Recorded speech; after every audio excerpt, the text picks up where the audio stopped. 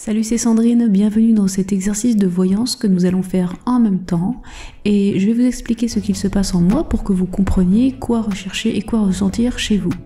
C'est un exercice commenté et nous allons aujourd'hui aller sur le futur professionnel.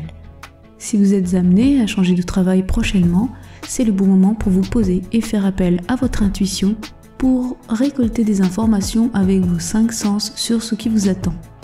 Avant tout, je tiens à préciser que nous n'allons pas du tout recevoir la même chose, mais je vais vous expliquer ce que je ressens et vous allez aussi ressentir des choses et à partir de là, quel cheminement il faut faire et quoi faire de ces informations tout simplement. C'est parti. Tout d'abord, posez-vous calmement, soufflez et sentez-vous juste bien. Bien dans l'état avenant, tranquille, détendu, c'est tout. Si vous n'êtes pas dans cet état, prenez le temps et revenez écouter la suite de la vidéo. C'est bon? Très bien. Maintenant, vous allez vous demander à vous-même dans votre fort intérieur et de façon solennelle et sérieuse, mais en même temps détendue, demandez-vous « Que puis-je voir de mon futur professionnel ?» Une fois que vous avez formulé cette question, continuez à être détendu, relâché et attendez. Quand on en est à ce stade, on ne sait pas quoi regarder et à quoi s'attendre. Eh bien, vous allez prendre vos 5 sens un par un et les interroger. Que puis-je voir de mon futur poste professionnel avec mon ouïe? Que puis-je entendre là-dessus? J'entends bacchanal.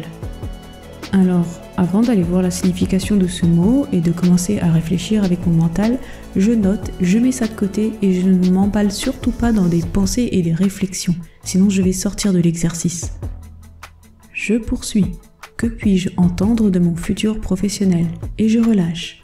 Et quand je dis je relâche, ça veut dire que j'en ai presque rien à faire tellement je suis détendue. Quelque chose va me venir, c'est certain. J'entends stéréotypé, j'entends mes anges bleus, je ne réfléchis pas, je note et je continue. Alors quand je sens qu'il y a un terme qui s'accroche comme mésange bleu, je commence à la voir cette mésange bleue et donc du coup je passe dans le visuel. Petite note, on est tous chacun plus tournés vers un mode de réception, soit la clairaudience, soit la clairvoyance, soit la clairsentience, etc. Moi je suis plus visuelle donc j'aurais tendance à voir les choses et une fois que j'ai attrapé une idée, donc avec Louis, souvent elle se transforme en quelque chose de visuel et je peux poursuivre ainsi le fil de la réception. Faites pareil, si vous sentez que d'un coup, un mot vous emmène sur une sensation, une vibration, une pensée, eh bien, suivez le fil. Je vois cette mésange bleue sur un arbre qui semble tweeter une fois de temps en temps. Et ceci à un rythme régulier. Je sens que cette idée de régularité est importante. Quand je m'éparpille un peu et que je ne suis plus très sûre, j'en reviens à l'intention. Je réinitialise l'exercice. Maintenant, je vais imaginer que mon futur professionnel est une vibration.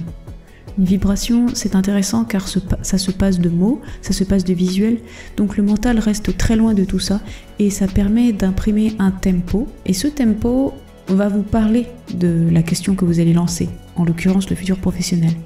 Quel est son tempo? Quelle est sa danse? Quelle est sa vibration? Je reçois. Et je me détends bien sûr. Personnellement, j'ai tendance à bien ressentir le tempo quand je me focalise sur mon plexus solaire. Là, en l'occurrence, je sens comme une espèce de tension constante et d'un coup, doudoum, doudoum, zzz, doudoum, doudoum, zzz, doudoum, doudoum. Vous voyez, j'utilise même des sons pour expliquer l'inexplicable. Mais aussi stupide que ça en ait l'air, cela va vous parler du tempo et de ce qui va se passer là-bas. Si je devais expliquer ce ressenti, c'est comme s'il y avait une constante un peu sous tension et que de temps en temps, il va y avoir des synchronisations qui remettent tout à zéro et ça va repartir. La tension va remonter, mais la synchronisation va remettre tout d'équerre. Je ne vous cache pas que ça peut paraître pour de l'interprétation faite avec le mental, mais quand vous commencez à faire ça, sachez bien que, au fond de vous, il y a une notion de vérité. C'est-à-dire que si vous sentez une gêne dans votre interprétation, c'est que ce n'est pas la bonne. Si vous sentez qu'il y a comme une ouverture quand vous en faites l'interprétation, c'est que c'est bon, vous êtes sur la bonne voie. Maintenant, vous pouvez utiliser le visuel. Et pour avoir une image de départ, vous pouvez fabriquer une image et elle va se transformer d'elle-même et vous amener de nouveaux éléments. Par exemple, imaginez un bureau ou disons l'endroit où vous allez travailler tel que vous pouvez vous le figurer dans un espace blanc au milieu de nulle part, d'une plaine blanche. Ensuite, restez sur cette image que vous avez fabriquée et laissez-la évoluer, notez toute sensation, tout son, toute chose qui pourrait vous venir. Je l'ai fait et pour ma part, je vois une grande colonne noire qui sort d'un ordinateur, une colonne noire qui monte très haut et j'entends cryptosphère. À ce point de la vidéo, si vous êtes toujours avec moi, je vais vous donner un conseil. Un conseil que j'ai l'habitude de répéter, mais très important. Si vous ne voyez rien, si vous sentez que ça vous agace parce que vous n'arrivez pas à fabriquer des images, mettez l'exercice de côté et revenez-y plus tard. Parce que si vous n'êtes pas dans le bon état d'esprit, ça va gâcher ce que vous êtes en train de faire. Aussi, j'ai déjà eu des personnes qui me disaient « Je vois des choses, mais elles sont trop banales, c'est trop commun. » Oui, mais c'est très bien. En fait, je dois vous expliquer qu'un point de départ n'importe lequel, surtout si c'est quelque chose qui vous parle, que vous avez déjà vu d'un livre ou que vous sentez trop commun, partez de là et vous allez voir que les choses vont évoluer au fil de votre imagination. Car c'est bien sur la fréquence de l'imagination que la médiumnie et la voyance se déploient. Je vois une autre image, je vois Jésus, comme en tant que fève de la galette des rois, qui est sur une balançoire et qui se balance.